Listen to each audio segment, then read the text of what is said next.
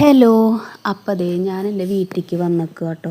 അപ്പോൾ വീട്ടിൽ വന്നാലുള്ള സ്ഥിരം പരിപാടിയാണ് വൈകുന്നേരം 5 മണി 5:30 പണി കഴിയുമ്പോൾ ഞങ്ങൾ വെറുതെ നടക്കാനിറങ്ങും. തൊട്ടടുത്ത് തന്നെ പാടമുണ്ട്.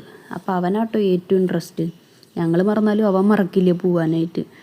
അപ്പോൾ അതേ ആളൊരു കയറും വടിയൊക്കെ എടുത്ത് പിടിച്ചിട്ടാട്ടോ പോണേ. അപ്പോൾ അതെന്തിനാണെന്ന് വെച്ച് കഴിഞ്ഞാൽ പാടത്ത് പോയിട്ട് ചൂണ്ടയിടാനത്ര മീൻ പിടിക്കാൻ.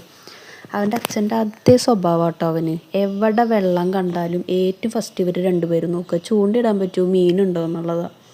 അപ്പോൾ അതും പറഞ്ഞ് വടിയല്ല തോന്നണം, എന്തോ ഓലക്കൂടിയാണ് തോന്നുന്നു. അപ്പോൾ ഇത് നമ്മുടെ വീടിൻ്റെ അടുത്തുള്ള ആയുർവേദ കമ്പനി കേട്ടോ, വൈദ്യരാജ്. അപ്പോൾ അതിൻ്റെ തൊട്ടപ്പുറത്ത് തന്നെയാണ് പാടും. അപ്പോൾ അതാ നമ്മളങ്ങനെ പാടത്തേക്ക് എത്തി. അപ്പോൾ ആ ചേട്ടൻ വലയിടാൻ വന്നേക്കുക കേട്ടോ, വീടിൻ്റെ അടുത്തുള്ള ചേട്ടൻ തന്നെയാണ്. അപ്പോൾ മീൻ പിടിക്കാനായിട്ട് വല ഇങ്ങനെ കെട്ടി വെക്കുമല്ലോ, അപ്പോൾ അതിന് വേണ്ടി വന്നേക്കുക കേട്ടോ. ആളും പേരക്കുട്ടിയൊക്കെ ഉണ്ട്. അപ്പോൾ ശിവാക്ഷിതേ അവൻ ആ ചേട്ടൻ വല കെട്ടണുണ്ട്. അപ്പോൾ അവനാദ്യം മീൻ പിടിക്കുന്നു പറഞ്ഞിട്ട് ആൾ കയറെടുത്ത് എറിയുക. അവൻ്റെ ചൂണ്ട അതാണ്. അപ്പോൾ ആൾക്ക് അങ്ങോട്ട് വെള്ളത്തിലേക്ക് എത്തണില്ല, കാരണം ഫ്രണ്ടിൽ നിറച്ച് പുല്ലൊക്കെ ഉള്ള കാരണം. അപ്പോൾ ആൾക്ക് ദേഷ്യവും വരുന്നുണ്ട്, ഞാൻ ഇറങ്ങാൻ സമ്മതിക്കണമില്ല. ഈ കയറാണെങ്കിൽ അവർ എറിഞ്ഞ് കഴിഞ്ഞാൽ അങ്ങോട്ട് എത്തൂല്ലല്ലോ.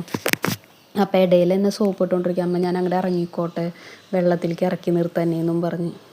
അപ്പോൾ കുറേ നേരം ചോദിച്ചപ്പോൾ ഞാൻ പാവില്ലേ എന്ന് കരുതിയിട്ട് ഞാനും കൂടെ ഇറങ്ങി വെള്ളത്തിൻ്റെ അടുത്ത് ആ പുല്ലില്ലാത്ത ഭാഗത്തേക്ക് അങ്ങനെ ഇറക്കി നിർത്തി. അപ്പോൾ ആൾക്ക് സന്തോഷമായിട്ടാ.